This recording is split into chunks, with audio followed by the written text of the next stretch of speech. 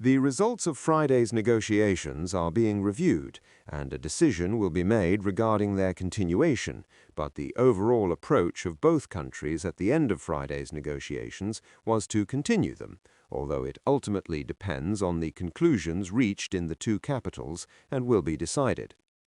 There are signs of seriousness, but there are also signs that this seriousness is fading. The continuation of some sanctions and some movements in the military sphere create doubt about the level of seriousness and readiness of the other party for real negotiations. We are monitoring all of this. We will evaluate all the signs together, and we will decide about the continuation of negotiations. The location and time of the next meeting in the consultations held by the esteemed Foreign Minister of Oman will be determined. There may be another location, as we went to a different location twice in the previous round. The form of negotiation, from our perspective, remains non-direct. The location and time will be specified through diplomatic consultations. The presence of the CENTCOM commander doesn't change the essence of the matter. We were told that he came to visit their warship, Abraham Lincoln, from there. It was a request from the Americans, in the context of maintaining the usual courteous interactions, for him to be present. I stated that we firmly opposed his presence. We said we do not accept the presence of a military figure in our negotiation process, regardless of the purpose for which he came. He can pursue his goal. As far as we are concerned, there is no connection between him and the negotiations. A direct meeting did not take place between Iranian and American delegations, but we had an encounter, what shall we call it for the sake of diplomatic courtesy. When delegations arrive, there is in any case a handshake and an initial courtesy. Yes, in the past years was also being done. We had indirect negotiations in all past periods, but in any case, the two delegations would encounter each other on arrival or departure. The message from Tehran is defiant, deliberate, and unmistakable. Iran will never surrender its right to enrich uranium, not to pressure, not to threats, and not even to war. Standing before a packed foreign policy forum in Tehran, Iranian Foreign Minister Abbas Araghchi delivered a warning aimed squarely at Washington. Iran, he said, has paid a heavy price for its nuclear program, and it will not be bullied into giving it up. Why have we insisted so much on enrichment and continue to do so and are unwilling to abandon it even if war is imposed upon us? Because no one has the right to dictate to us what we should possess and what we should not possess. This is fundamentally based on the principle of rejecting foreign domination. It is my inherent right to pursue enrichment in full accordance with the law. It is my decision whether I choose to exercise this right or not. I want to address all of you who are attending this session today. If there is any question or any ambiguity concerning the objectives of Iran's peaceful nuclear program, we will provide answers. We will clarify all doubts. And the only way is through diplomacy. I have tried other paths, but they yielded no results.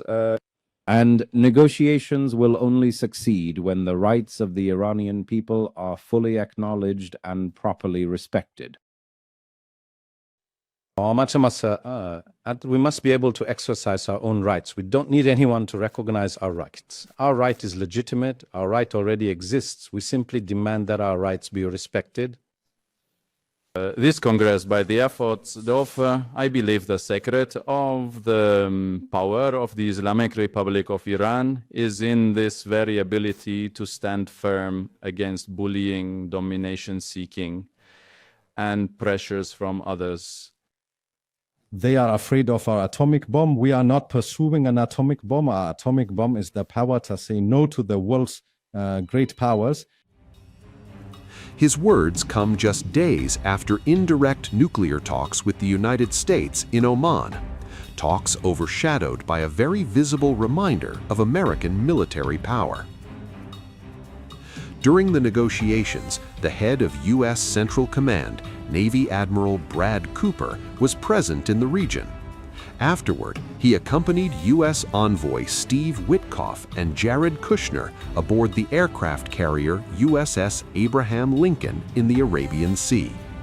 The signal was clear, but Tehran says it is unmoved. Military formation in the region does not scare us, Araghchi declared. Those individuals who on the third day of the war, they tweeted in just 2 words, unconditional surrender. That's what they called it. Unconditional surrender. You must have seen it regarding us. On the 12th day of the war, they sent word, an unconditional ceasefire. Why is that so? Because we were never afraid of war. We stood our ground firmly. And even now, their military deployment in our region does not frighten us. We are people who believe in diplomacy. We are also people who believe in war. Before last year's conflict with Israel and the United States, Iran had enriched uranium up to 60% purity, just a technical step away from weapons-grade levels. The International Atomic Energy Agency has noted Iran remains the only non-nuclear armed country enriching at that level. Washington insists the talks must go far beyond uranium. U.S. Secretary of State Marco Rubio says any deal must address Iran's ballistic missile program, its support for proxy groups across the Middle East, and its treatment of its own people, after a brutal crackdown on nationwide protests left thousands dead and tens of thousands detained. U.S. President Donald Trump, meanwhile, has issued repeated warnings, pairing diplomacy with force. After the Oman talks, he offered few details, but plenty of pressure. Iran looks like they want to make a deal very badly, Trump said, as they should. For now, the future of the talks remains uncertain. No date, no location, no guarantees. What is certain is this: Iran is drawing its line in the sand, daring the world's most powerful military to cross it. With Russia, Ukraine, something could be happening. We likewise had very good talks on Iran. Iran looks like it wants to make a deal very badly. We have to see what that deal is. But I think Iran looks like they want to make a deal very badly, as they should. Last time they decided maybe not to do it, but I think they probably feel differently. We'll see what the deal is. It'll be different than last time. And we have a big armada, we have a big fleet heading in that direction. We'll be there pretty soon. So we'll see how that works out. Well, I think a deal can be reached. Well, you have to get in position. We have plenty of time. If you remember Venezuela, we waited around for a while, and we're in no rush. We have, very good talks going with Iran. We have very good talks going with Russia and Ukraine.